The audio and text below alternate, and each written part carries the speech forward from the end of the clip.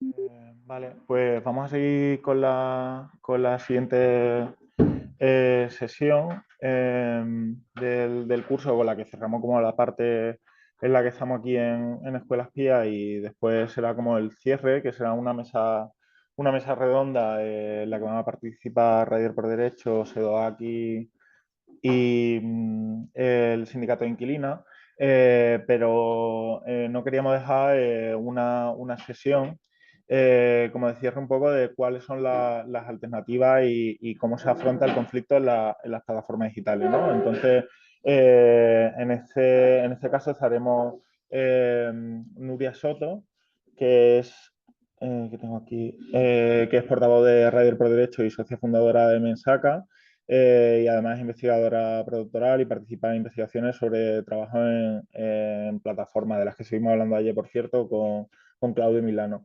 Y es autora del libro Rider on the Storm, trabajadores de plataforma de delivery en lucha, sobre el libro sobre el que hablamos también ayer en la sesión con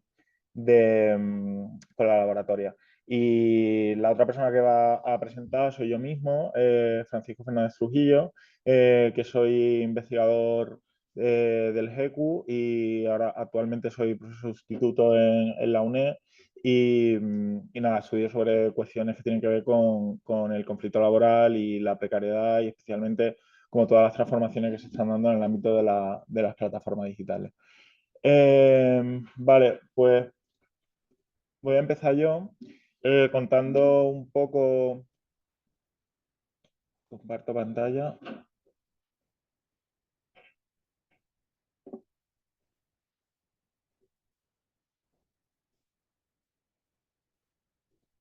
Vale. Voy a contar un poco esa idea, esa problemática a la que nos enfrentamos de el conflicto de las plataformas digitales y las alternativas, ¿no? Cómo se articula. Es una oportunidad, precisamente como cerraba la anterior sesión, en la que hablábamos un poco sobre pesimismo, realismo y este tipo de cosas, ¿no? Porque precisamente mi planteamiento hoy, lo que vengo a traer aquí, es un poco de, si no de optimismo, sí como afrontar eso en términos de oportunidades, ¿no? Es decir, como toda esta literatura que surge desde los años 70, 80, pero que tiene sobre todo en los años 90 como un gran calado, o surge una gran referencia con todos los estudios de movimientos sociales del sindicalismo, nuevos movimientos sindicales, todo ese tipo de literatura, cómo vemos como que se cumple, ¿no? Es decir, todas esas expectativas que pasaban empiezan a articular respuestas en un escenario que es totalmente nuevo, ¿no? Es decir, con todo, y ahora lo veremos. Pero que sin embargo encontramos que sí que hay una oportunidad, que sí que se están tejiendo unas nuevas resistencias, unas nuevas redes, unos nuevos elementos que sí que son dignos a los que prestar atención, ¿no? Eh, vale. Eh, como hemos visto hoy y como hemos visto a lo largo de todas las sesiones, mi pretensión un poco es la de intentar establecer algunos hilos sobre las cosas que han ido apareciendo, como para poder comprender o para poder servirnos de ciertos instrumentos con lo que da una entereza a todo, ¿no? Es decir, todas las problemáticas de la transformación del trabajo y de la transformación a partir de las plataformas digitales, también el espacio urbano, y luego como toda esa conexión con la respuesta, ¿no? La resistencia, sobre las que profundizará luego Nuria Soto y que veremos esta tarde, ¿no? Entonces, vemos que han emergido en los últimos años dos grandes focos de interés en el ámbito del estudio de las plataformas digitales o del proceso de plataformización o del capitalismo bajo demanda, esa infinidad de nombres posibles, en la que hay como una gran centralidad en dos cuestiones relacionadas con el trabajo, ¿no? Por un lado, que sería la transformación del trabajo, en la que vemos como un montón de nuevos elementos que tienen que ver con la reorganización del trabajo, y otro con eh, que lo agrupo así, ¿no? Es decir, como la reorganización del trabajo en sí mismo, cómo es ese proceso de trabajo, y por otro lado, como de la precariedad. Eso lo vamos a dejar un poco aparte porque ya lo hemos visto un poco anteriormente, aunque mencionaré alguna cosa que sí que es más o menos importante. Pero luego lo que sí que quiero centrarme más es como todo. toda esta literatura, todos esos elementos que han emergido a propósito de la revitalización sindical, de las respuestas, de las alternativas, ¿no? Es decir, se le ha prestado una atención creciente a un nuevo escenario que se ha llamado de muchas formas, ¿no? Y precisamente Amparo antes planteaba una cosa que era como es la aparición de esas nuevas prácticas tecnológicas, esos nuevos instrumentos tecnológicos que nos piensan, ¿no? He utilizado una de las millones de citas posibles o de las perspectivas posibles, que es la de Eric Sadin o Saban, a propósito del planteamiento, la propuesta que él hace, que es del neoliberalismo, ¿no? Lo planteo aquí en términos de una vuelta de tuerca al neoliberalismo, porque lo que hace es plantear que la ideología eso que hablábamos antes, ¿no? De como toda esa ideología neoliberal que da una conexión entre la economía y lo político, de la que ya hablaba Foucault y de la que ya hablaba Lagarde y Dardot, aquí da una vuelta de tuerca, ¿no? La ideología de Silicon Valley se extiende y plantea una nueva serie de realidades sobre las que hemos estado hablando, que tienen una traslación en muchos ámbitos, pero que precisamente en el trabajo parece que cala, parece que acaba cayendo de manera como secundaria, ¿no? Y en eso es lo que nos vamos a centrar. Vale, eso se traduce en una serie de problemas del sindicalismo, ¿no? Es decir, más allá de las precariedades y tal, claro, todo eso acaba configurando un montón de precariedades y realidades laborales ante las que el sindicalismo tradicional no ha estado preparado, ¿no? Ante las que el sindicalismo se ha configurado de una forma concreta. Una anotación que me gustaría hacer, que la mayoría de mi trabajo y la mayoría de esta perspectiva está basada en el modelo europeo y más específicamente español. Según el país, según el contexto, eso cambia notablemente, ¿no? Es decir, siendo muy breve y simplemente mencionándolo, ¿no? Hay un cambio en las relaciones laborales, la aparición de la figura de autónomo o la figura de atipicidades no legales, ¿sabes? Es decir, como lo que hemos visto en el trabajo de campo con Ana, ¿no? En lo que hemos profundizado bastante del alquiler de cuenta. Es decir, no hay ningún sindicato que tenga instrumentos legales para unos trabajadores que realmente no existen, ¿no? Es decir, sobre los que no existe esa realidad y que primero hay que hacer un trabajo, por ejemplo, de regularización de estos trabajadores, ¿no? ¿Con quién colaboran las plataformas digitales? Bueno, pues precisamente eso, ¿no? Veíamos como que había un sector emergente de estos sectores emergentes en los que las personas migrantes sin situación regular son las que ocupan privilegiadamente esos puestos de trabajo, ¿no? Y lo veíamos diferenciado además y había un debate allí interesante a propósito con los nómadas digitales, ¿no? Como esa diferenciación, claro, hay una diferencia en quién ocupa qué puesto de trabajo, ¿no? Puede que la diferencia sea ahí más que en otra cosa, ¿no? Que era el comentario que hacía Jorge Sequeraye.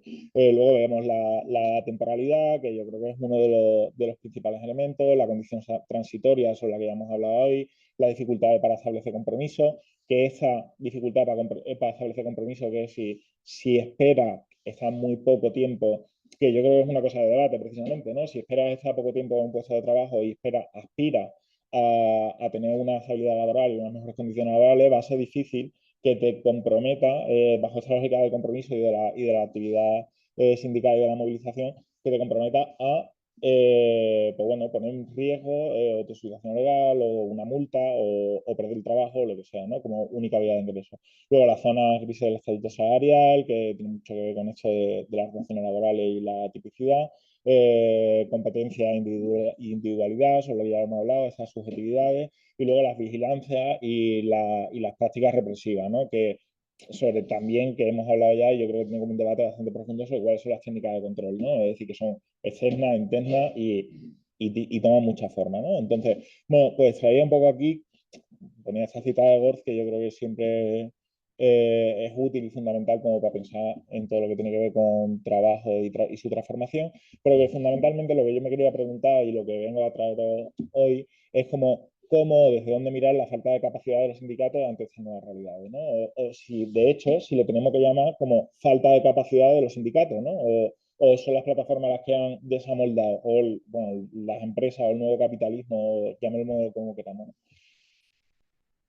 Vale, entonces, ¿cuál es la situación del sindicalismo tradicional, ¿no? Esto tiene una traslación directa lo que venía mencionando, ¿no? Una falta de centro de trabajo, relaciones laborales que son atípicas para las que no se han preparado, una cultura sindical que es totalmente distinta, ¿no? Es decir, una cosa que veíamos como muy clara era que en el caso de, si recuperando lo que decía anteriormente, de quién colabora con las plataformas digitales, si aquí hay un modelo sindical y vienen personas que son de otros países que tienen otra cultura sindical y otra cultura política, va a ser difícil esa acomodación, ¿no? Entonces, que yo creo que además es un debate bastante interesante que cuando hablamos de esto, ¿no? Es decir, que tiene bastante sentido plantearlo desde ahí, ¿no? Luego la burocratización propia de los sindicatos, que es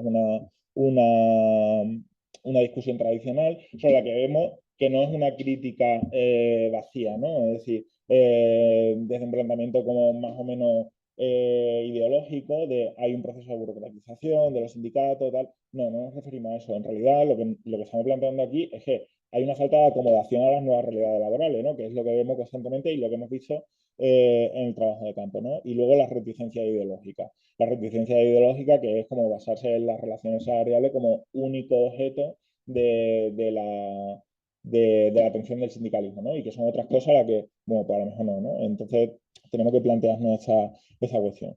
Entonces, desde aquí, como recuperé precisamente también una de las citas que se han mencionado antes, que es donde va el capital, el conflicto capital-trabajo le sigue de cerca, el conflicto está detrás, pues quería plantear bueno, al final, ante todas esas nuevas realidades, ante todas esas problemáticas, sí que emergen, sí que surgen, sí que hay capacidad o se han articulado como respuesta innovativa, imaginativa a ese tipo de cosas, ¿no? Que lo vamos a ver a continuación con Nuria, pero que lo vimos ayer también con el laboratorio. Eh,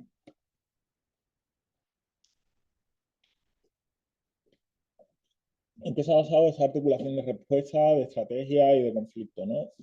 Yo identifico como cuatro o cinco pilares en los que, o como conceptos, en los que vamos viendo cómo se desgrana en estrategia específica, ¿no? Sería, por un lado, más acción y más movimiento, o más movimentismo, ¿no? Es decir, una traslación de lo que planteo en algunos de los trabajos que he hecho, que es como el paso de la conciliación al conflicto.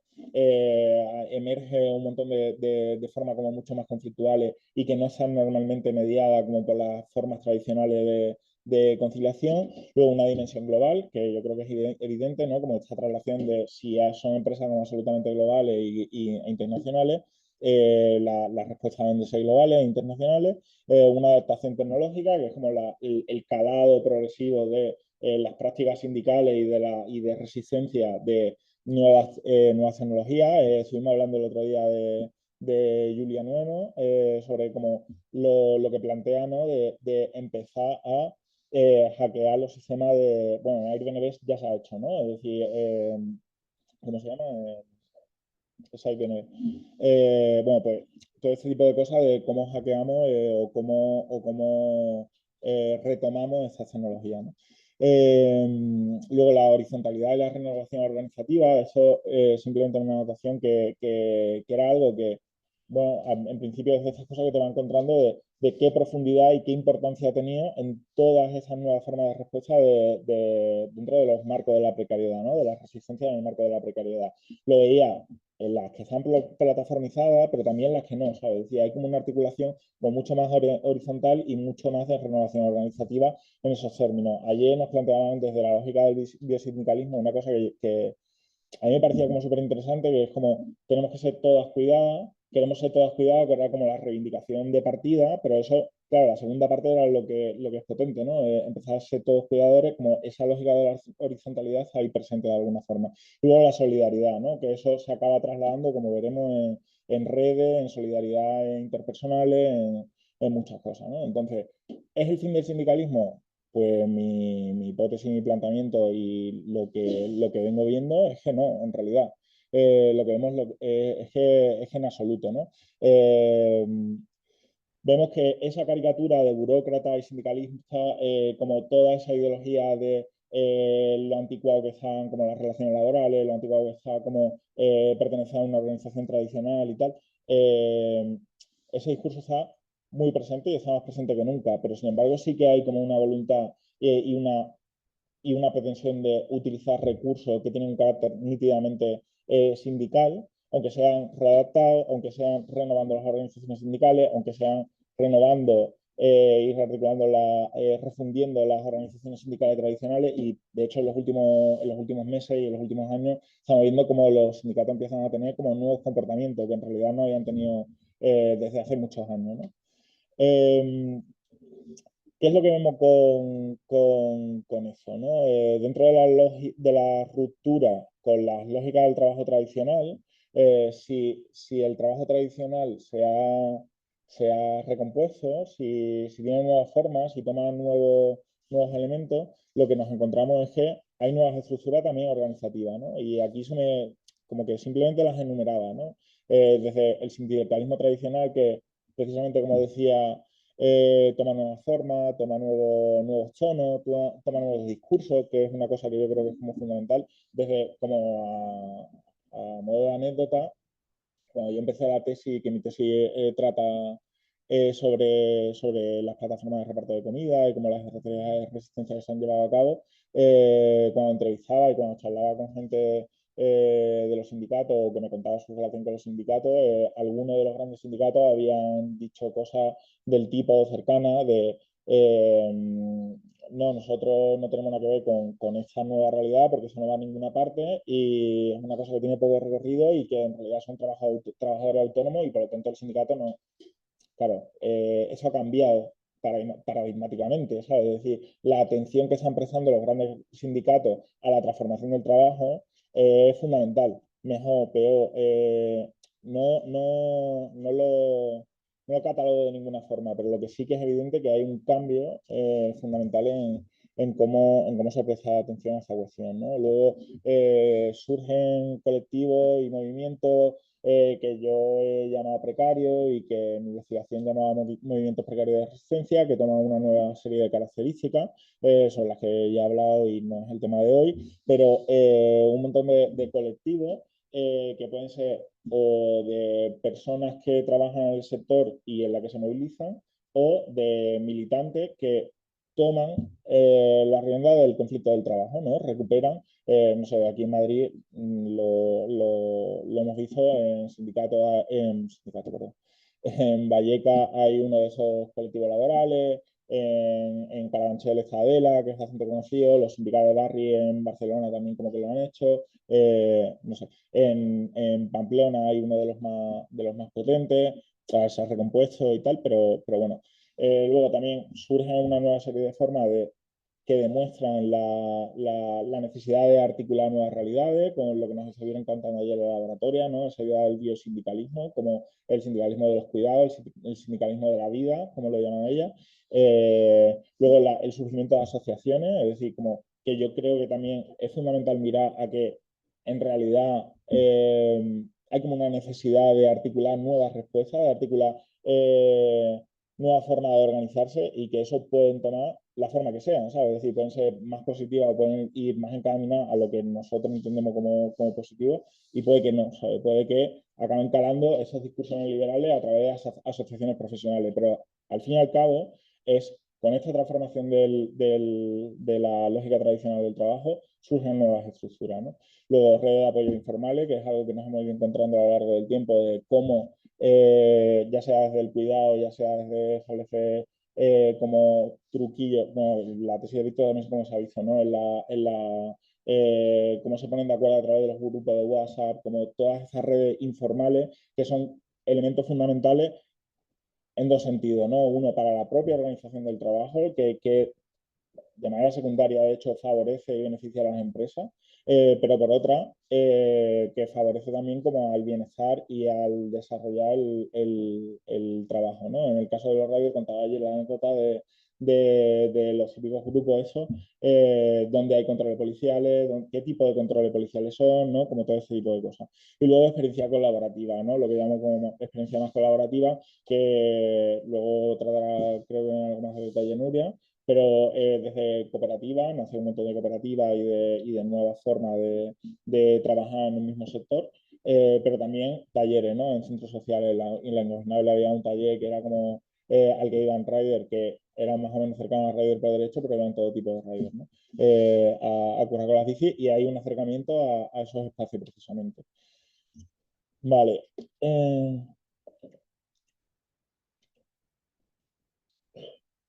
la, la articulación de respuesta y estrategia ante el conflicto, ¿no? A lo largo de los distintos trabajos que hemos ido haciendo y lo que hemos ido tratando y tal, he podido identificar y clasificar como una serie de acciones y de estrategias que han servido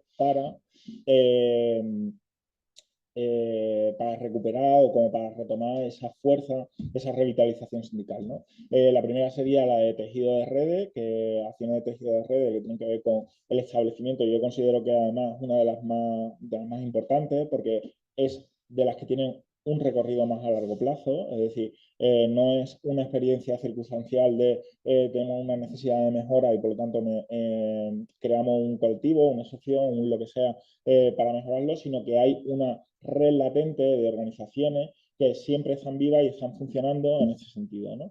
Entonces, es la puesta en común de diferentes organizaciones que pueden tener que ver con la precariedad, que pueden tener que ver con el trabajo o no, ¿no?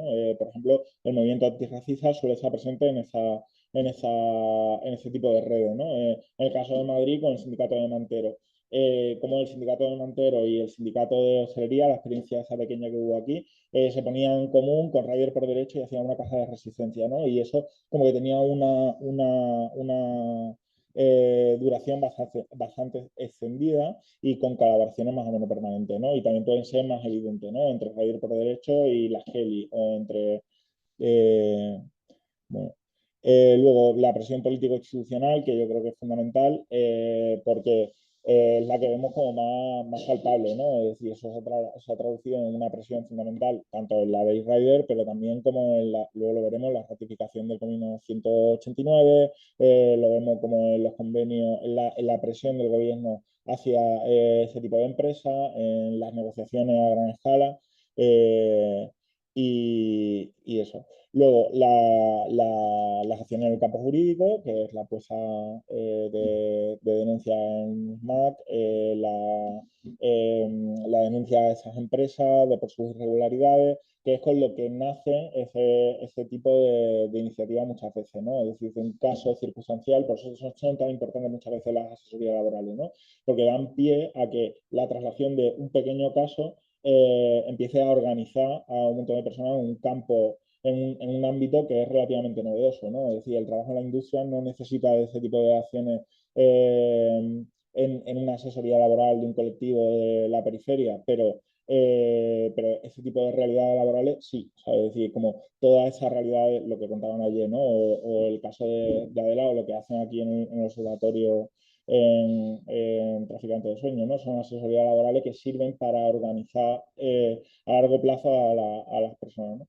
Luego las acciones para la generación del discurso, que es como a día de hoy, a día de hoy ya aquí más todavía, ¿no? Pero como en 2015 a todo el mundo le parecía sugerente las plataformas digitales, me acuerdo la primera vez que escuchamos, que escuché hablar de las VTC, ¿no? Y me pareció como una cosa loquísima. Trabajaba aquí en un bar, en Lavapiés, y aparecieron como unas chicas entusiasmadísimas porque vino un tío con un Mercedes y les abrió la puerta al salir, ¿sabes? Y digo, ¿qué es esto? ¿Sabes? Una cosa rarísima. A lo largo de los años ha ido pasando y a todo el mundo le parece como una barbaridad, como todo lo que tiene que ver con eso. Si vemos películas, si vemos series, si vemos programas de televisión, es como el paradigma, o las portadas de las revistas, es el paradigma de como de la precariedad, de las malas condiciones laborales, y eso es una capacidad de generación del discurso permanente, ¿no? Luego, acciones para la movilización y recuperación y significación de los espacios públicos. Nuria nos ha hablado específicamente de eso, creo, con los centroides y con ese tipo de cosas, pero ayer también lo vimos, ¿no? Es decir, cómo la gente del territorio doméstico performa la manera de vestirse, de bailar y tal, y hay como una recuperación de incluso para los típicos, para los clásicos formatos de la movilización laboral, ¿no? Es decir, como toda esa movilización más seria, entre comillas, ¿no? O como más que se hace prácticamente invisible, la típica manifestación encabezada por comisiones y UGT cercana a Tocha y tal, que muchas veces se hace incluso invisible, ¿no? Y como toda esa forma de recuperación del espacio público y de resignificarlo, es decir, creo que es como que está siendo como muy potente en ese sentido, ¿no? Luego la incorporación de nuevas prácticas, como lo que mencionaba Julia Nueno, y luego las alternativas como forma de resistencia, ¿no? Que eso de que las cooperativas, yo considero, y creo que es más o menos compartido, que las cooperativas, en realidad, o muchas de las cooperativas que han surgido durante este tiempo, son en realidad una continuación, ¿no? Y lo vamos a ver hoy claramente, yo creo. Vale. Vale, eso lo que ha calado o en lo que se ha visto trasladado y donde se ha cumplido las expectativas de lo que decían que iba a ser la revitalización sindical, de lo que era el nuevo sindicalismo, de lo que era, como todos esos discursos que parecían que estaban mal adaptados o que eran premonitorios de nada o tal, que en realidad sí que ha tenido una traslación, ¿no? Es decir, lo que decía Moody, lo que decía Engelman, lo que decían Fantasía y todas esas autoras, pues bueno, pues en realidad sí, no el campo que esperaban, que planteaban que iba a ser en el segundo mundo, que iban a ser en países como en los que el desarrollo industrial estaba como tomando una forma relativamente tardía y tal.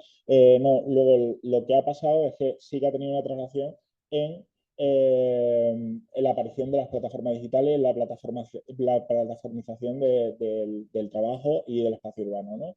Lo primero, la aparición de experiencia muy vinculada al territorio. Vemos que todos esos colectivos, todas esas experiencias tienen una cercanía y tienen una implantación territorial fundamental, ya sea a nivel local o a nivel más o menos o barrial. Y eso es una cuestión fundamental, porque liga con la idea esa del sindicalismo comunitario y el sindicalismo como de cercanía. Luego la resignificación del espacio público, sobre la que ya he hablado y voy a intentar cumplir yo por lo menos los 30 minutos, ya que se riñen 2 días. Y luego respuestas globales y resistencias internacionales, sobre lo que ya hemos hablado, todo ese nivel de colaboración internacional y todas esas redes en las que colectivos más o menos semejantes tienen un proceso de aprendizaje que es fundamental, tanto a nivel legislativo de cuáles son las nuevas realidades que se tienen que generar en ese sentido, como de experiencia que funciona y que no funciona.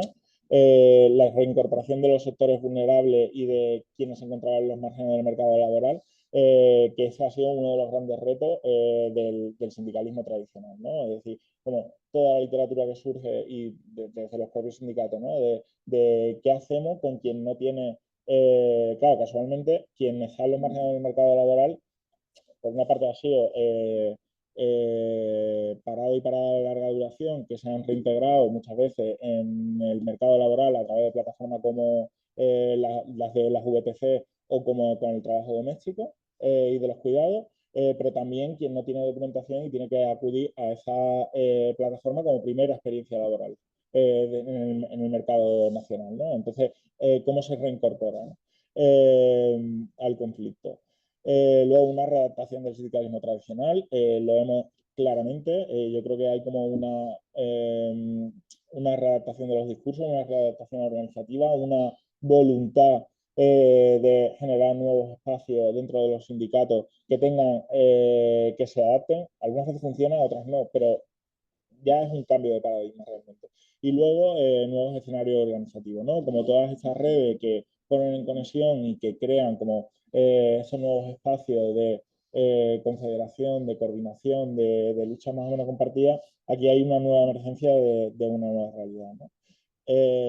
Vale, nada, simplemente mencionar que esto efectivamente tiene una traslación, ¿no? Tiene una traslación que no es esa retórica que he estado aquí contando un rato, sino que eso ha pasado y luego pasamos a discutir sobre qué validez o no validez tiene o lo que sea, ¿no? Pero lo cierto es que allí donde han emergido las plataformas digitales o se han hecho más fuertes, los sectores en los que se ha hecho más fuerte, ahí nacen nuevos colectivos, nacen nuevas alianzas y se ve trasladado en mecanismos o legales o nuevas leyes o convenios o lo que sea, ¿no?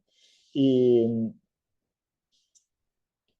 y vale, ya para cerrar simplemente, lo único que quería traer aquí un poco como de debate para ahora, si os apetece, y también para esta tarde, es como esos nuevos escenarios hacia dónde van, ¿no? Y como recuperando un poco lo que hemos venido hablando esos días, ¿no?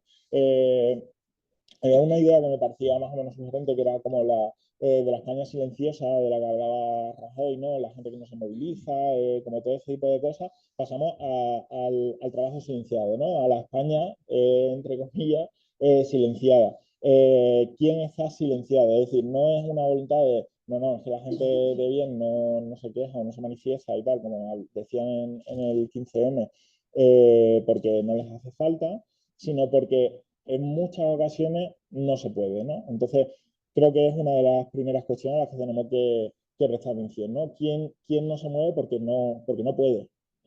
Porque no tiene como los recursos, ¿no? Del tipo que sea. Luego, sindicalismo en remoto, ¿qué es lo que pasa? Pongo aquí una captura de Amazon Mechanical Turk. ¿Qué pasa con todo eso? Hay como o de los propios nómadas digitales, ¿no? Hay como una proliferación de nuevas figuras laborales que trabajan en remoto, que no se conocen entre sí y dos trabajadores de una VTC o dos riders o lo que nos contaban ayer de las trabajadoras domésticas que se encuentran en las paradas de autobús, sí que se ven, aunque sean 30 segundos. En este caso no, ¿sabes? Y además es imposible conocerse entre sí.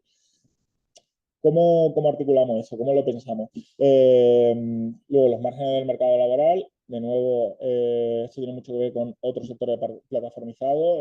La plataformización es creciente, aparecen cada vez más sectores que están plataformizados. Bueno, aquí va a haber que readaptar esas nuevas formas sindicales, ¿no? Esas nuevas formas de resistencia. Una de las cosas que he intentado transmitir durante mi presentación es que en realidad esa forma de resistencia está muy adaptada a los sectores en los que nace. Entonces, allí donde se transformen las nuevas formas laborales, habrá que generar nuevas formas de resistencia y nuevas articulaciones, ¿no? Y luego la consolidación de la victoria. Pues este tipo de experiencia que se han dado, habrá que darle continuidad de alguna forma. ¿Cuál es la manera o cuáles son las maneras de darle continuidad?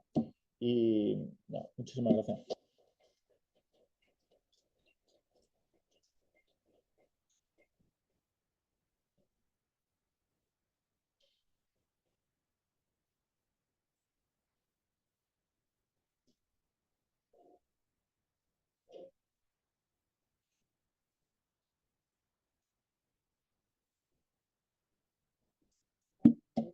Bueno, ¿no?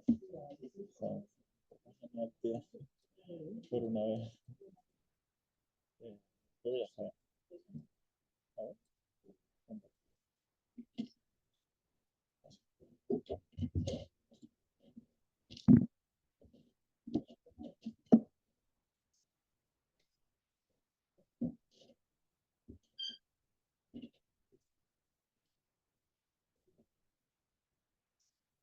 Uy, uy, uy.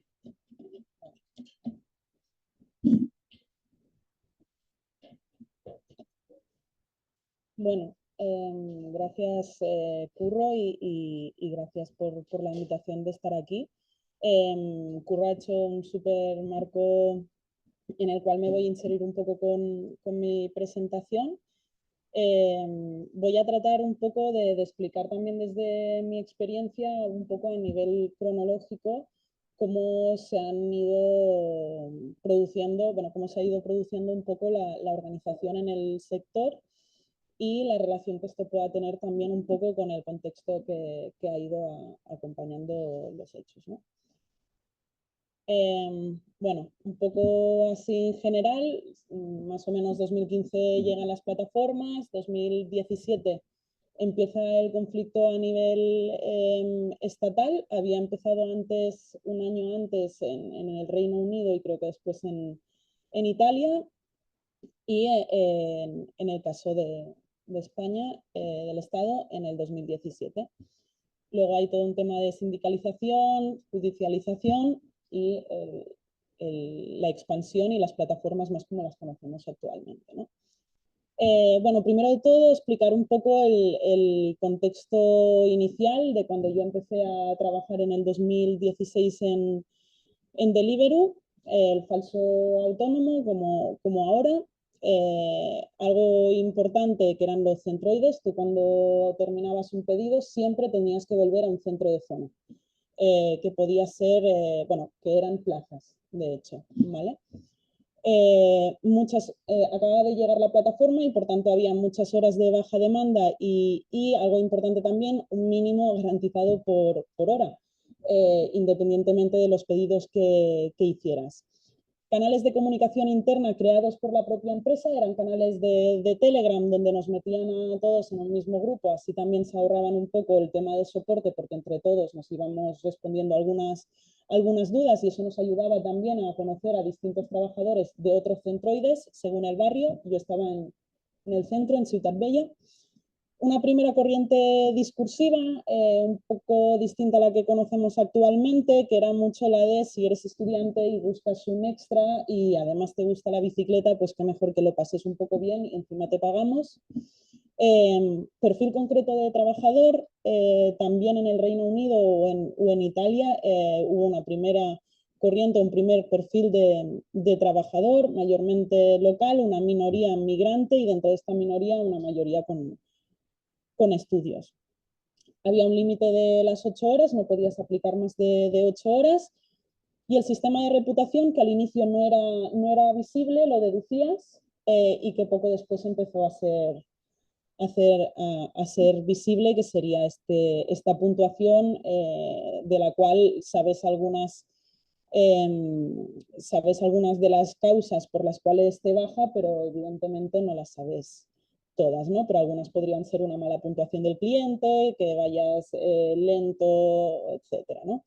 Y luego, pues el tema del riesgo, ¿no? El riesgo de no llegar a fin de mes, pero también el riesgo a la hora de tener esta presión encima de si una semana de mucha lluvia, tus tiempos están siendo bajos y además ya te han enviado este correo previo, que sabes que es el previo a que te desconecten si sigues yendo lenta, ¿no? Bueno, algo importante que creo que facilitó como esta primera organización sindical, que tiene que ver también con este contexto inicial que he dicho, que creo que es el que posibilitó el nacimiento de Riders por Derechos, y es los espacios de encuentro, ¿no? Que es algo difícil. Es verdad que ahora hay espacios de encuentro, estas reuniones antes de empezar el turno, donde coinciden varios trabajadores o grandes cadenas de alimentación, pero es verdad que a la que te sale el primer pedido o empieza la alta demanda, es difícil que te vuelvas a encontrar con estas personas, ¿no?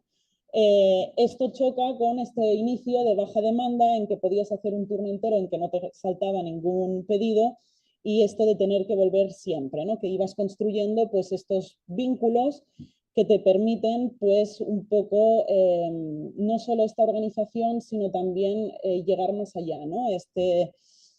Asumir el riesgo más allá porque estás de la mano de tu compañero que a la vez es tu amigo con el que vas pudiendo construir ciertos lazos. Ahí al final a la derecha hay los centroides y los puntitos son las plazas donde teníamos que volver y cómo estábamos organizados por estas zonas y aquí pues fotos con los compañeros de los distintos centroides, tanto del Museo Marítimo de Ciutat Bella como BEM, que era Eixample.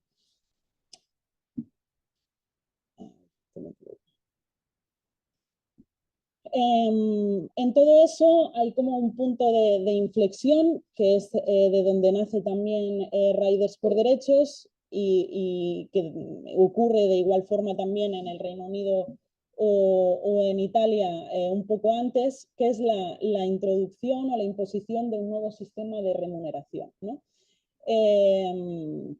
Aquí es donde se produce la parte de buscar un sindicato y esto también es algo difícil. Es un poco de suerte porque depende mucho de cuando vas a picar una puerta, quién te atienda en aquel momento y así fue. De hecho, picamos a la CGT y en aquel momento había una persona que se hacía un poco un lío, picamos a la JAC donde teníamos, en el caso de Barcelona, conocidos y nos atendió pues Mireia Herrera, que fue pues una de las personas que más que una apuesta sindical había personas que hacían una apuesta, ¿no? Que esto creo que también es algo importante, así que empezamos, fuimos a la IAC, Intersindical Alternativa de Cataluña, y fuimos a parar a la Federación de otras actividades donde estábamos con las trabajadoras sexuales, que de hecho montaron también en la IAC la primera sección sindical, los músicos de calle, camareras de piso y teleoperadoras, ¿no? Entonces, bueno, el proceso de sindicalización también es importante porque, bueno, yo personalmente ya hace muchos años que fui rider, fui despedida con las primeras manifestaciones, sigo como vicemensajera en Mensacas, pero para mí el mismo trámite de ir y hacerme pues este trámite de autónoma, pues no sabía muy bien tampoco en qué consistía, ¿no? Así que este proceso de sindicalización también es un proceso de aprendizaje que fomenta también la indignación, porque vas cogiendo un poco de conciencia de todos los derechos que tienes y por tanto de todos los derechos que se están transgrediendo, ¿no? En todo eso es en este momento cuando empezamos a organizar las primeras manifestaciones y huelgas, y las huelgas que consisten pues en apagar todos, juntar los móviles y apagar los móviles en alta demanda y horas puntas, ¿no? Y aquí también alguna foto de cómo nos juntábamos y nos coordinábamos con los distintos centroides, quedábamos en una plaza u otra, en su zona o en la nuestra, para empezar a llevar a cabo pues todas las marchas, hacer las pancartas, etc. Entonces, bueno, todo este punto de inflexión de la introducción de un nuevo sistema de remuneración viene pues con toda una serie de acciones por parte de las empresas. La primera, eliminar los centroides, que además podían ser considerados como centros de trabajo, y judicialmente esto tampoco interesaba. Empieza a cambiar esta corriente discursiva más como la conocemos actualmente, lo que habéis hablado, ¿no? De la espera, qué se considera trabajo y qué no, ¿no? Pues la fluctuación pasa a correr a espaldas de los trabajadores, ya que se pasa a cobrar por pedido y no hay un mínimo garantizado por hora. Y aquí empieza un crecimiento exponencial, ¿no? De hecho, empiezan, bueno, también tienen la geolocalización de todos, así que saben quién va a las manifestaciones y quién no. Y aquí empiezan a desconectarnos pues, a los líderes o las caras más visibles de Riders por Derechos, que además todo eso nos empezamos a coordinar con otras ciudades, principalmente Madrid y Valencia, donde las plataformas llegaron también con más fuerza, y empieza a haber este crecimiento exponencial y empiezan a hacer presión desde las oficinas para que todo el mundo, pese a tener vigencia de 2 años el contrato mercantil, para que todo el mundo firme este nuevo contrato donde dejan de garantizarte un mínimo por hora, ¿no? Lo que va ocurriendo también es que van no dando trabajo a los trabajadores de este primer modelo, y empiezan a entrar en masa nuevos trabajadores que ya entran con este nuevo modelo sin mínimo garantizado, etcétera, ¿no? Y hay otros cambios que también yo creo que son importantes, y empiezan a surgir otras expresiones ya en otras plataformas también, como estas de cazar horas, ¿no? Eh, también cambian los métodos de aplicar a los turnos, y eso también es importante. Al inicio usábamos para aplicar a los turnos Staffomatic, que es esto de aquí a la izquierda, que de hecho lo usamos ahora en Mensacas, donde tenías varios slots y entonces tú aplicabas a las horas que querías, ¿no? Luego, evidentemente, era la empresa que te aceptaba las que le convenía o las que no, también según tu puntuación. ¿Qué es lo que pasaba? Cuando empezaron, por ejemplo, las manifestaciones, obviamente nos empezaban a no dar horas a algunas personas, a las que luego despidieron, ¿no? Lo que hacíamos era, entre todos, que nos conocíamos y tal, soltar horas para que la persona que se había quedado sin horas pudiera ir cazando y así repartir el trabajo, ¿no? Los cambios tecnológicos que van habiendo, como el sistema de aplicar a las horas de trabajo, empiezan a cambiar y es imposible de alguna forma cooperar o hacer equipo para enfrentar un poco el tema del algoritmo, ¿no? Y aquí vemos, bueno, cómo empiezan a internalizar también los canales de comunicación, eliminan todos los canales de Telegram y las conversaciones son únicamente con soporte y los mensajes se van borrando al poco, ¿no? Y están ya, los canales de comunicación son a través de la aplicación misma. Y lo que empiezan a hacer también, por esta inmediatez de la que habéis comentado también, para poder tener la comida rápida en casa, entrar más gente de la necesaria, ¿no? Y aquí empiezan, pues en las horas de baja demanda también, pues el competir por el trabajo y cuando te quedas sin horas tienes que estar todo el rato en el móvil actualizando, ¿no? Para ver si puedes ir pescando algo de trabajo. En todo eso se empieza a hablar también en el 2020 de una posible legislación alrededor de todo eso, la llamada ley Rider, pero ya en el 2017, y esto también lo cuenta muy bien Pipe, que estará esta tarde en un informe a través de un informe de UGT, se empieza a hablar entonces de que, claro, estos modelos son tan innovadores que no se puede seguir pensando en esto tan antiguo de los sindicatos, ¿no? Sino que hay que encontrar una estructura intermedia, como decía Diana Morato, directora general de Deliveroo, una estructura intermedia, algo así como una asociación de repartidores autónomos que negociará con la empresa, ¿no? Y aquí empiezan a surgir en momentos clave, como por ejemplo los juicios de la Seguridad Social contra las empresas, asociaciones, ¿no? Que se te ofrecen si entras en ellas para representarte gratuitamente en estos juicios, obviamente diciendo que eres autónomo, ¿no? Casualmente estas asociaciones están todas lideradas por algunos cargos intermedios dentro de las empresas o algunas personas un poco enchufadas. Y obviamente, bueno, vemos cómo se van vinculando con este discurso neoliberal y también con los discursos de la extrema derecha. Aquí vemos un documental de Santiago Abascal, La España silenciada, donde va conversando con uno de los líderes de una de estas asociaciones que fue la más potente, que es Gustavo Gaviria, ¿no? Y aquí nacen tres. La de Gustavo Gaviria, esta última, surgió cuando se empieza a hablar también de una ley Rider. ¿Qué es lo que vemos en todo eso, ¿no? Que empieza toda la parte típica del miedo que conocemos todos, de si sale esta legislación, tantas personas van a perder el trabajo, ¿no? Y si el hashtag inicial, de movimiento inicial, era Stop Falsos Autónomos, ahora empieza a surgir este hashtag de si soy autónomo. En estas asociaciones es verdad que hay un discurso liderado por los líderes de las asociaciones. De hecho, esto lo cuenta Pipe, pero en un juicio de la Seguridad Social, uno de los que salió a hablar decía que pues, las cuotas de las asociaciones eran muy baratas porque no tenían que pagar local, ya que las podían hacer en las oficinas mismo de Deliveroo, ¿no? Entonces, bueno, surge este nuevo movimiento y pese a que hay todo un discurso neoliberal, la base es queremos mejorar el trabajo, no destruirlo, ¿no? Y eso empieza a calar, bueno, a calar muchísimo. En todo eso se produce, bueno, estos líderes de estas asociaciones empiezan a monopolizar los grupos de Telegram, se empiezan a convertir en los principales canales de comunicación, ¿no? Ya no hay tantos espacios de encuentro y empieza a crecer muchísimo el modelo.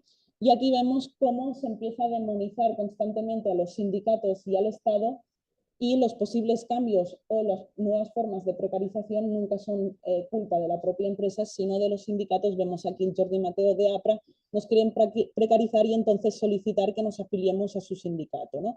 Crear un problema para ofrecer una falsa solución. Estos mensajes por parte de estas personas están 24 horas, es decir, llega un momento que si nos despistamos un momento y desconectas una hora, te das cuenta que 5 personas o 6 de estas asociaciones han generado unos 600 mensajes y que esto es de la mañana a la noche. Y vemos aquí también una incapacidad total para contrarrestar esta corriente discursiva que empieza a coger fuerza y sobre todo empieza a ser compartida por muchos trabajadores desde la posición de yo quiero mantener mi trabajo, ¿no? Y se empieza a ver cómo mantener el trabajo es incompatible con defender cualquier legislación o cualquier ley rider.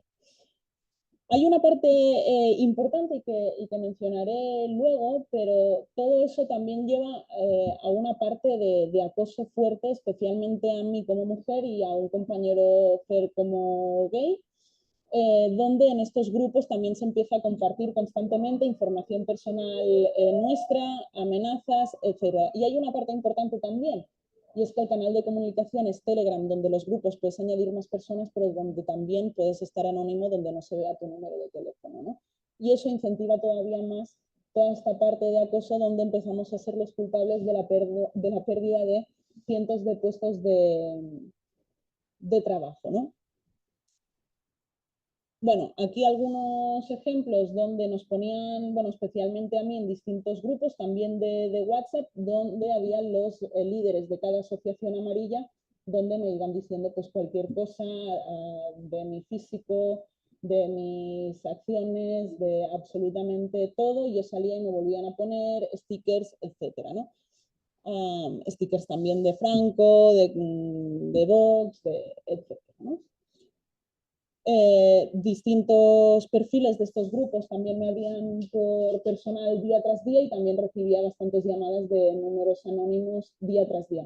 Creo que eso también es importante mencionarlo porque normalmente cuando hablamos de la problemática de un modelo tendemos mucho a generalizar, pero ¿qué significa la uberización para nosotras y qué significa también la lucha sindical para nosotras, ¿no?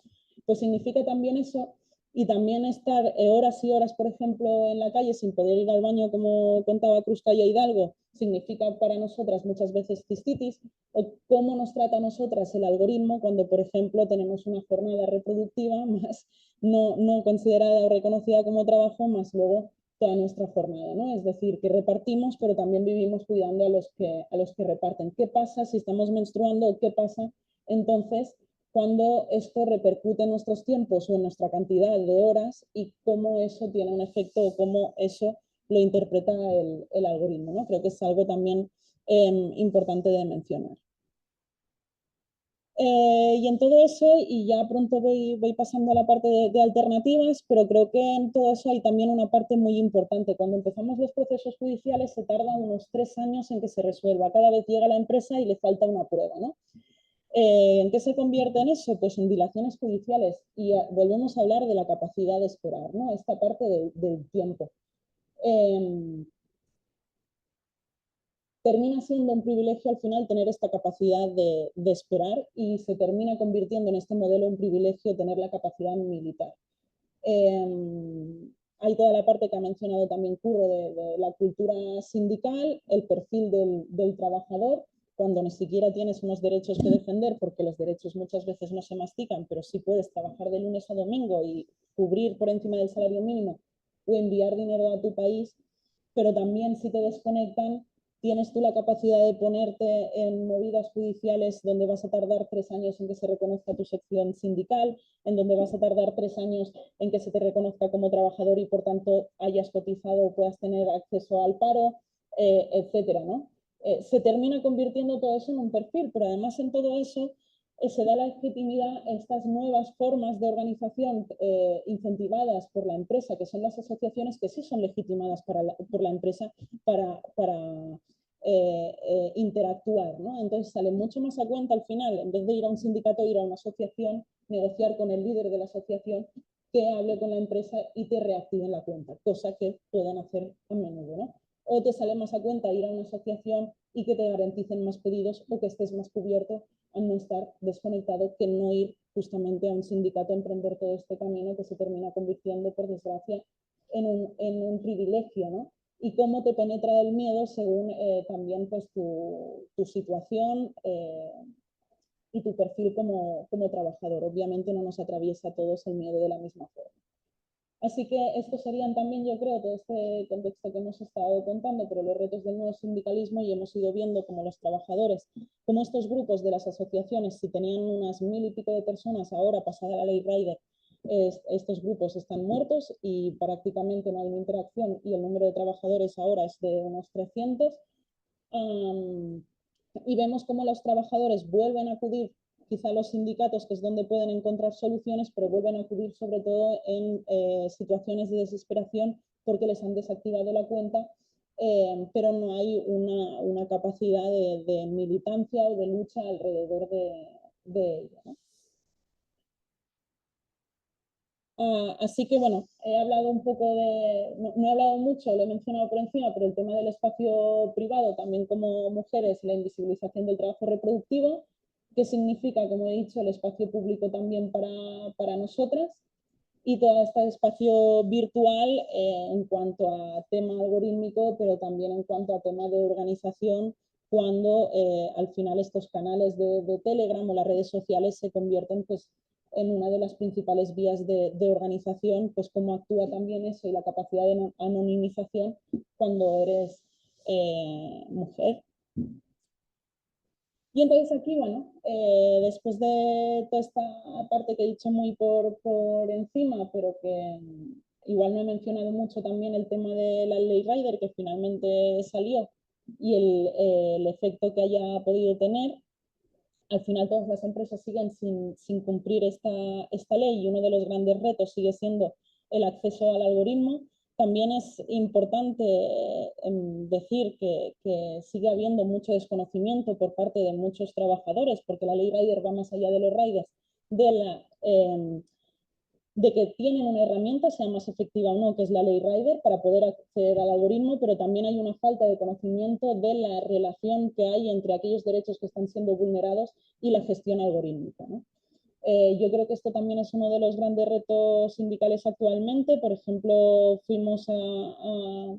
acudimos al comité de empresa de CGT Amazon, de los almacenes, y no conocían la ley Rider, y había pues muchos expedientes sancionadores que habían respondido, pero donde no habían igual pensado en la importancia de poder acceder a los parámetros mediante los cuales aquellas decisiones habían sido tomadas, ¿no? Así que el desconocimiento sigue siendo también un gran reto y también estamos viendo como la ley Rider de efectividad por el momento no tiene mucho, ¿no? Con todo eso, en el 2018 decidimos montar una cooperativa, también nace La Pájara aquí en Madrid, que tuvo que cerrar este año, y luego surgen algunas otras cooperativas como Eraman y también Zámpate, que ahora se llama Rayo en Zaragoza, ¿no? Cuando hablamos de alternativa también siempre es, bueno, de hecho el lema de Mensacas es somos la alternativa, ¿no? Y hay muchas veces también dentro del cooperativismo, la economía social y solidaria, como que te juzgan por no ser lo suficientemente coherente y puro, y yo creo que el mismo hecho de hacer una cooperativa ya te convierte en este sistema en incoherente de por sí, ¿no? Así que si partimos de esta premisa, para mí algo importante al haber hecho esta cooperativa es poder pensar desde otra perspectiva un modelo, ¿no? Relacionándolo también con las principales demandas sindicales, aunque considero, por supuesto, que la lucha sindical siempre va a ser paralela a cualquier proyecto cooperativo. Bueno, uno de los principales retos en Mensacas al montar la cooperativa fue el tema de la plataforma, ¿no? Es decir, si nacemos de este modelo, necesitamos una plataforma. Esto fue una dificultad inicial, pero finalmente empezamos a desarrollar nuestra propia aplicación y poco después decidimos unirnos al proyecto que ya estaban montando también trabajadores sindicados en Francia con CopCycle, porque vimos que su aplicación igual de un primer momento era menos ambiciosa, pero más funcional desde el inicio, y que además podíamos hacer un camino conjunto, siendo que el hecho de hacer una plataforma es un agujero negro de dinero, ¿no? Y la única forma de hacerlo era conjuntamente.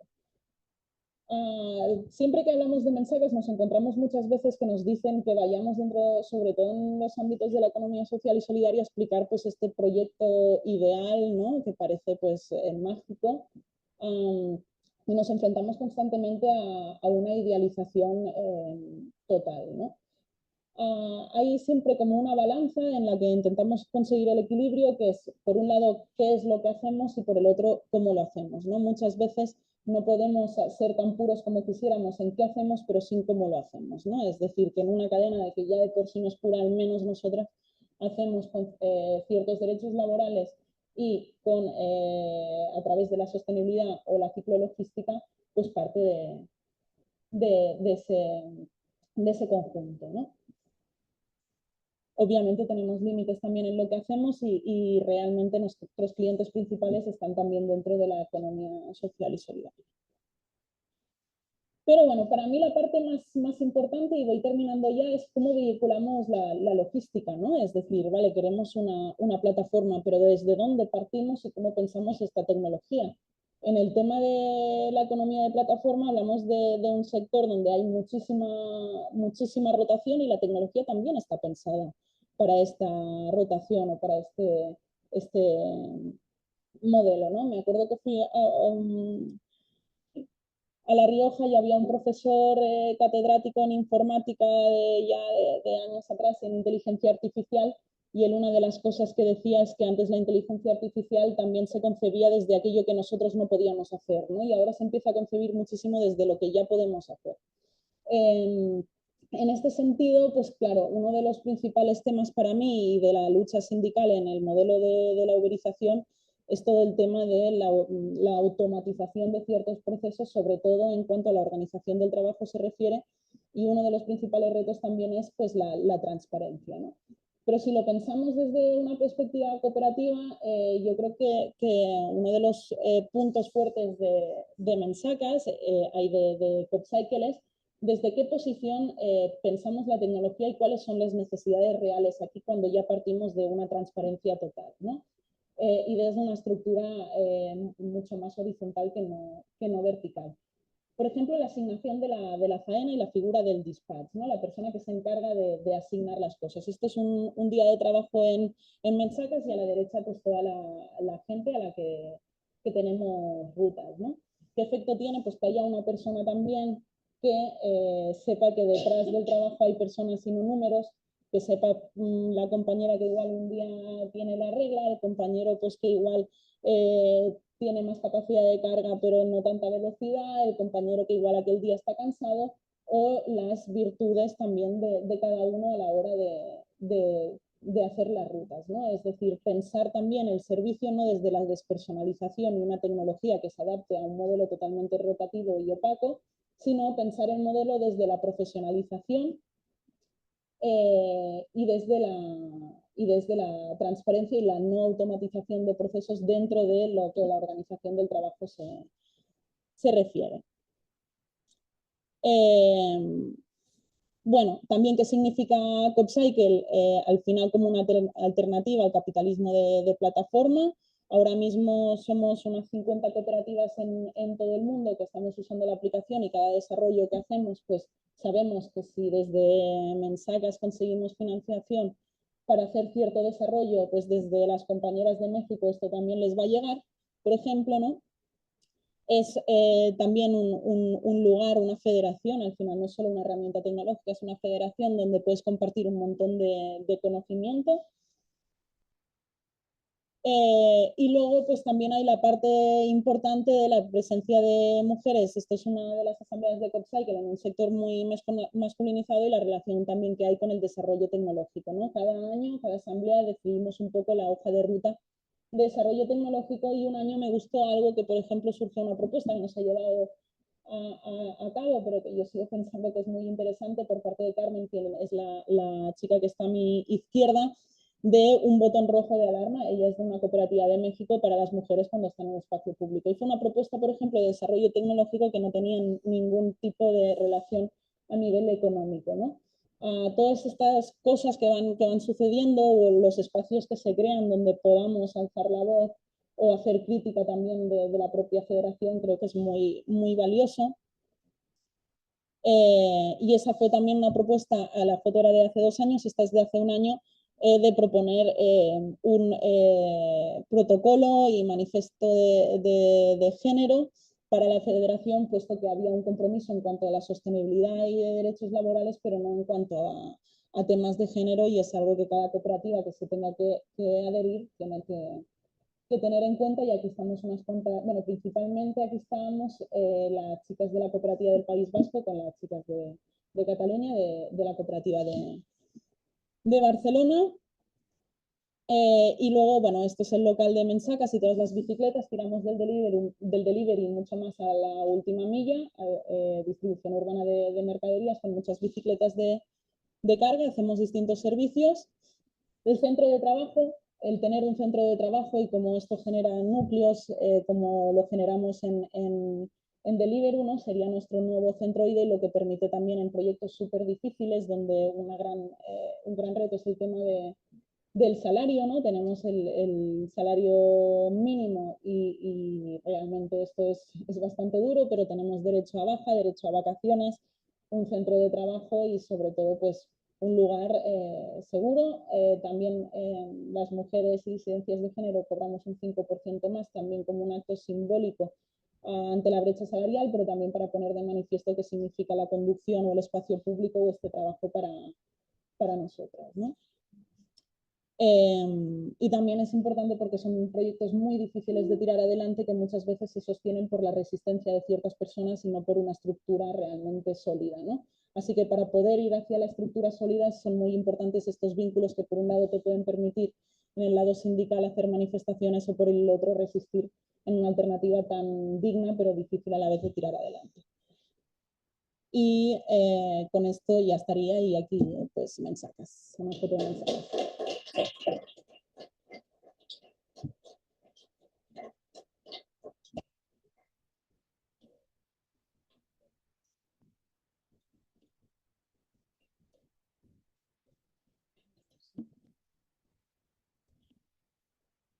Bueno, pues pasamos a la ronda de preguntas, de debate. No sé si alguien tiene... Pues empiezo yo. Ah, bueno. ¿Empiezo yo? Venga. Bueno, yo tengo varias cosas. La primera, bueno, leyendo un poco el trabajo de Nuria, me gustó mucho toda la reflexión que haces acerca de la idea del algoritmo como un instrumento no neutral, ¿no? Como un elemento también constitutivo de subjetividades. Y quería ver si podías explicar un poco más esa idea que creo que fue, o sea, que creo que es bastante potente, también relacionándola con lo que contabas y con tu experiencia. Y también plantear un poco el debate, ¿no? Que creo que también surgió ayer de cómo desafiar ese carácter no neutral del algoritmo en términos de estas resistencias y estas alternativas que habéis venido articulando. También quería preguntaros a los dos, porque bueno, el trabajo, yo me uní al proyecto hace poco, hemos estado haciendo trabajo de campo en los primeros meses de este año y hemos visto como el fenómeno de alquiler de cuentas es algo completamente extendido.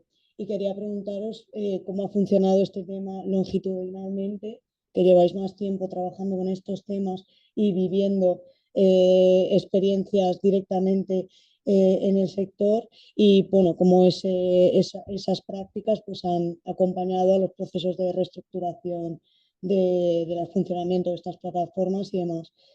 Y, y por último, otra de las cuestiones que quería resaltar pues, del trabajo de campo que hemos estado haciendo nosotros es como la mayor parte de la gente que hemos entrevistado y con la que hemos entrado en contacto es gente migrante.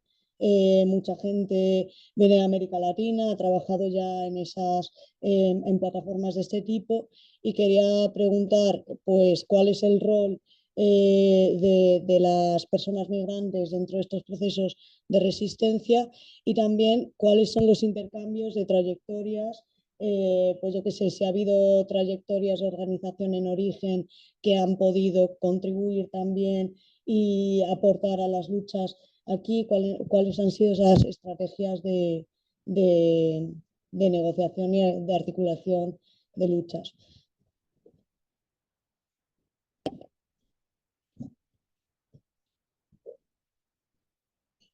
Yo quiero plantear una cuestión que salió ayer en el debate y que nos habían interpelado para que te la pasáramos a ti, Nuria, y era todo el tema de la gestión de los datos, ¿no? Y ya de paso también, bueno, ¿cómo configuráis estas plataformas que vosotros utilizáis a nivel también de los criterios o de los algoritmos que en ellas funcionan?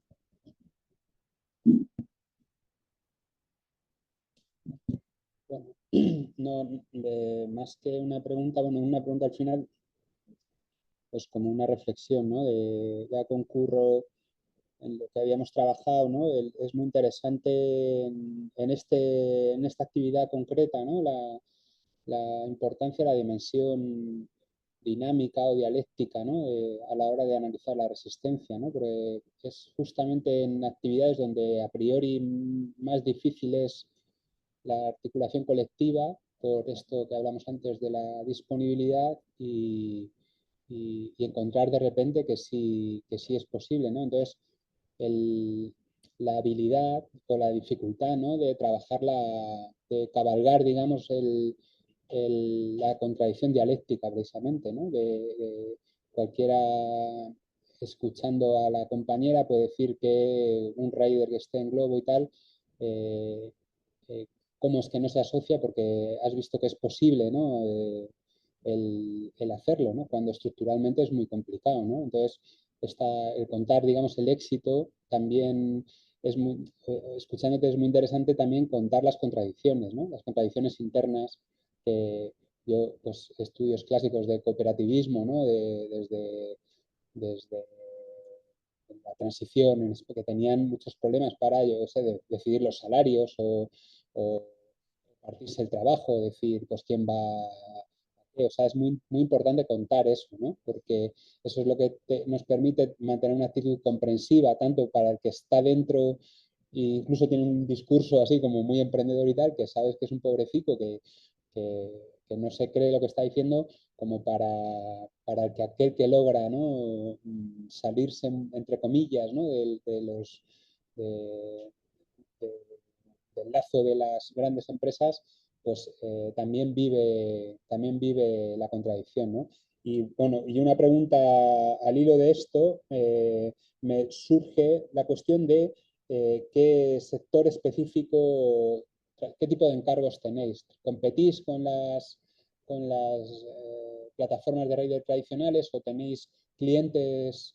Porque se habla el otro día en la presentación que se hizo de Fairword y tal, sí que el tema de las certificaciones o se planteaba como instituciones, universidades, con un compromiso ético, se puede llamar, todo esto, ¿no? Como que sí que se les puede, digamos, ofrecer el que recurran, ¿no? A servicios que protegen las condiciones de trabajo como el instrumento de calidad o de compromiso social, compromiso ético, todo esto, la responsabilidad social. ¿Qué tipo de pedidos hacéis, ¿no?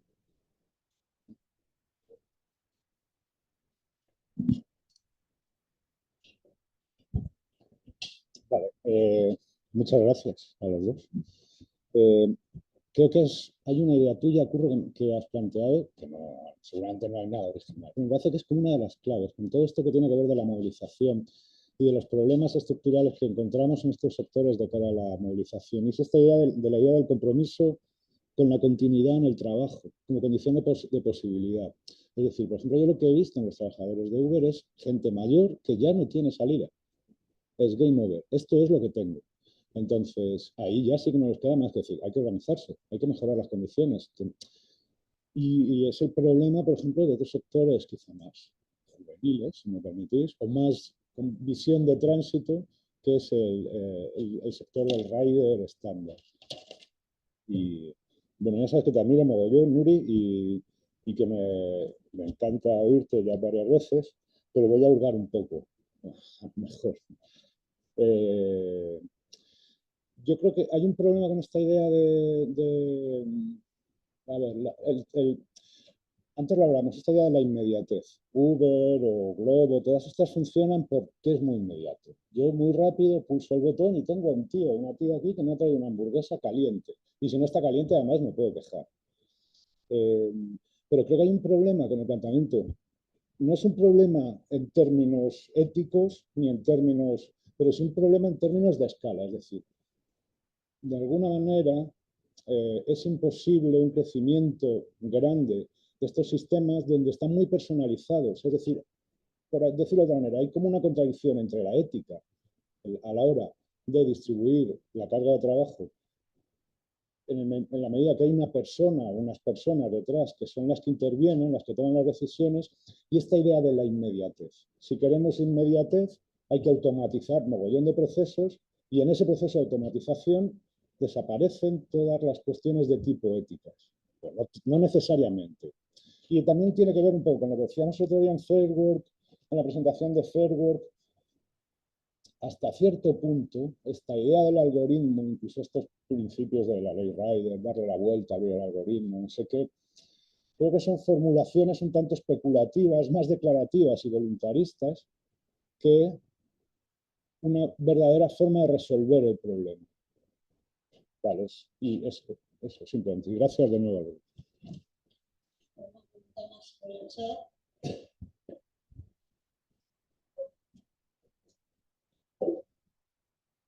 Es una pregunta para Nuria. ¿Qué capacidad crees que tienen a día de hoy las cooperativas de incluir a trabajadoras racializadas, que a simple vista son gran parte de los riders? No sé si tenemos alguna cuestión más.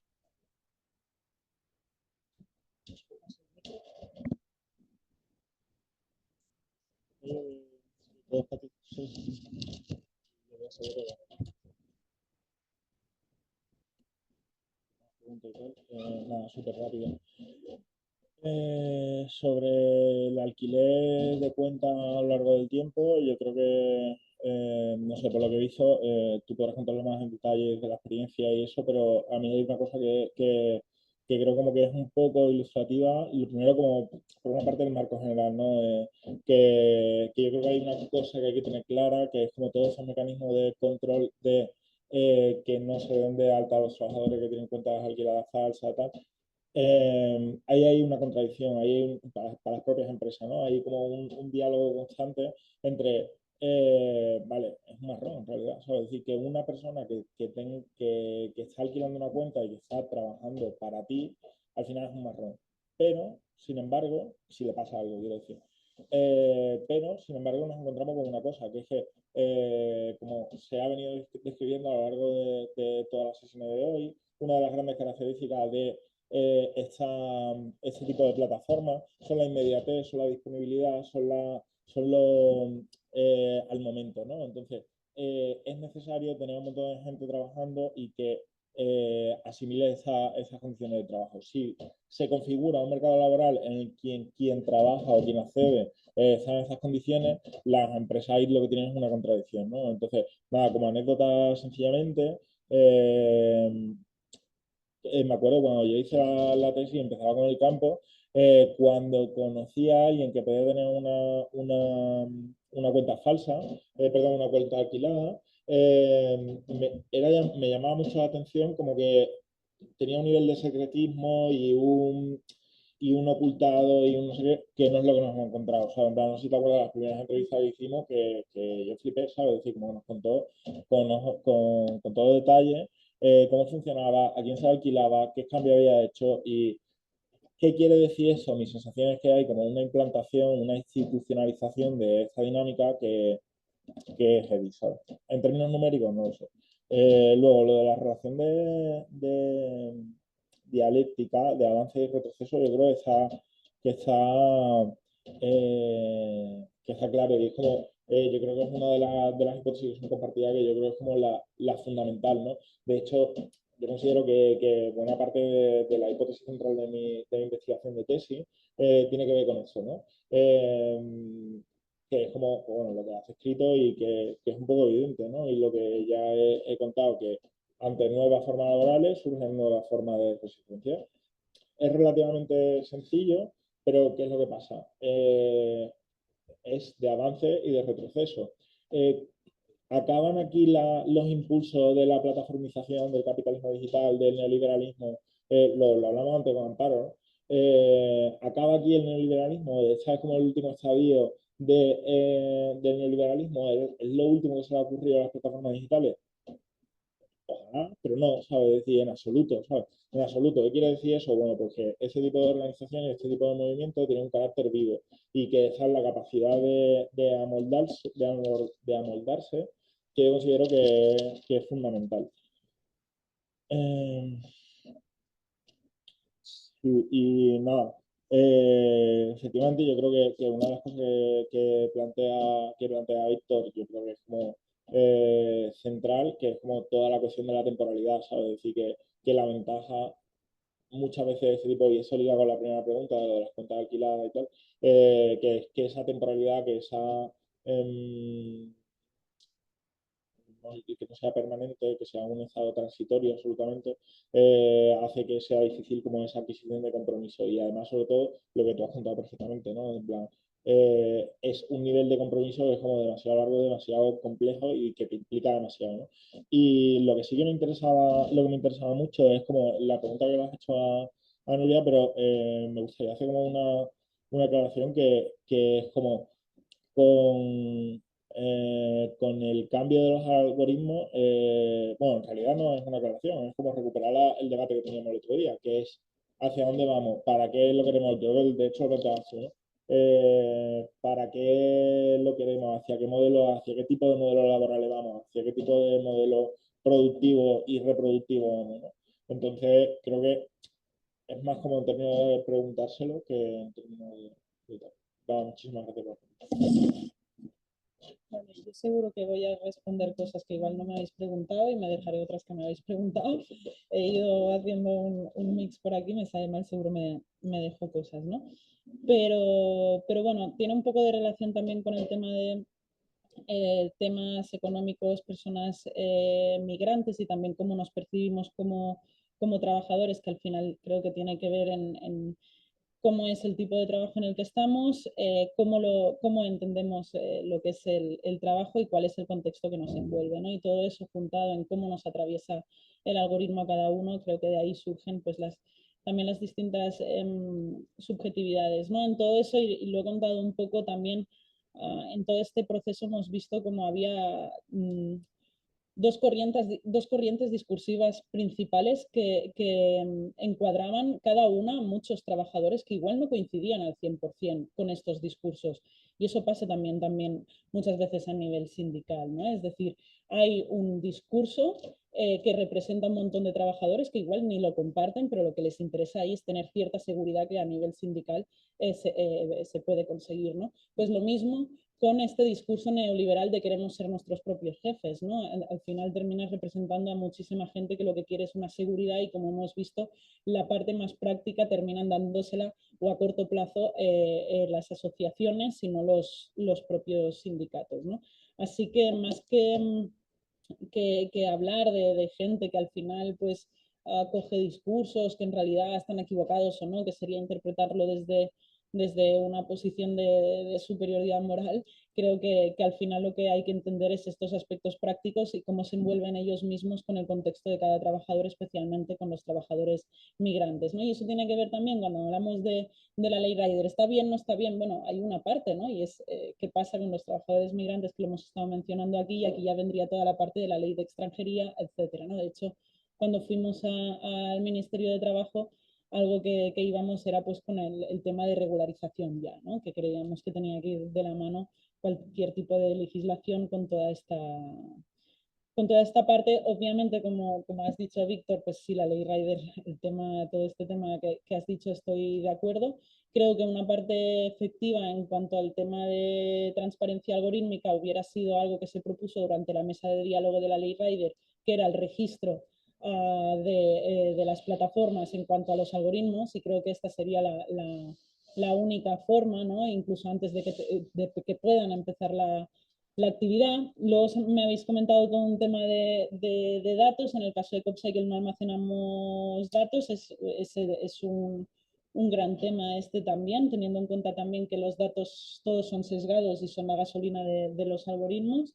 Y también que estamos generando datos todo el rato, es decir, que hay una plusvalía ahí que no nos es repercutida en ningún momento. Luego también el tema de mensacas, claro, nadie ha dicho que queramos crecer o nadie ha dicho que apostemos por la inmediatez, por ejemplo, ¿no? Sí que podamos hablar de la mensajería urgente, ¿no? Nosotros ni siquiera hacemos mensajería urgente, no tenemos la capacidad, pero sí que hay compañeros de otras empresas o cooperativas que lo están ofreciendo a precios mucho más altos, ¿no? Lo que vemos en estas empresas son precios bajos, inmediatez. Sí que hacemos una parte de delivery solo los mediodías y con algunas cooperativas y tal, pero no estamos haciendo acción comercial para esta línea, y ahí sí que hay una parte de inmediatez, entre comillas, que podemos asumir porque lo mezclamos con todo un tema de última milla, que sería más tirando a lo que hace empresas como Amazon, o empresas más tradicionales que ya están adquiriendo los mismos sistemas que Amazon, ¿no? Pero que pasan más desapercibidas. Algo que estamos haciendo también en Menchaca es, obviamente llegará un momento que si queremos crecer o nos llega trabajo, porque claro, quizá no quieres crecer, pero es el trabajo lo que te da la rentabilidad, ¿no? Entonces ahí siempre vas entrando en esta contradicción. Y entonces empiezan a hablar de la automatización de procesos, ¿no? Y esto siempre para mí es, creo, una lucha que llevaré dentro de CopCycle, hasta dónde dejamos entrar esta automatización de procesos, como decía también David San Martín de la Universidad de Rioja, ¿no? Incluso los algoritmos de recomendación, cuando a ti te dan 3 opciones, no vas a buscar una cuarta. Es decir, que ya condicionan tu conducta y ese es un tema siempre a tener en cuenta, aunque lo hagas desde una base de economía social y solidaria, cooperativismo y transparencia, que es el antagonismo de las plataformas mismas, ¿no? Algo que sí que hemos hecho, por ejemplo, en Cataluña es formar una cooperativa de segundo grado con cooperativas de toda Cataluña, también las de Barcelona, y lo que hacemos es repartirnos los códigos postales y diseñar un modelo de cooperación que también descongestionas así la ciudad, porque puedes hacer la mitad de viajes para lo mismo, que es lo que no pasa con las operadoras que compiten, ¿no? Y también es una manera de poder ofrecer respuestas más grandes, pero a través de ir sumando entre todas y no tanto de expansión, aunque sí que ya estamos pensando a ver si necesitamos otro local, otro centro de trabajo, que de a poco vamos creciendo y obviamente serán retos a los que enfrentar. Y luego, en cuanto a tema migrante, en Menchacas ahora mismo hay una mayoría migrante. Si no estamos en mayoría, estamos al 50%. Y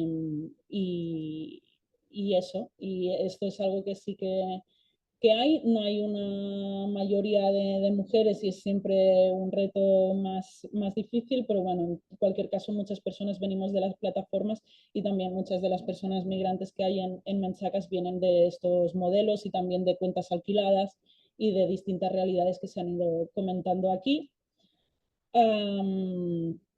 Y no sé si me dejo algo, bueno, tipo de pedidos te he respondido un poco, pero sí que hacemos sobre todo eso, comercio local y última milla, pero la última milla no tanto de paquetería, sino de cestas de fruta, productos agroecológicos, etcétera.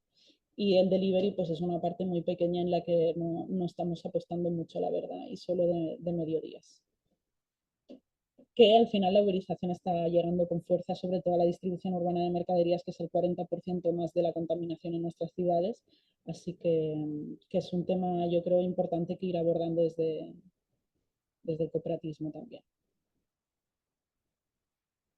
Vamos a la sesión de hoy y nos vemos esta tarde en La Maliciosa, ¿vale?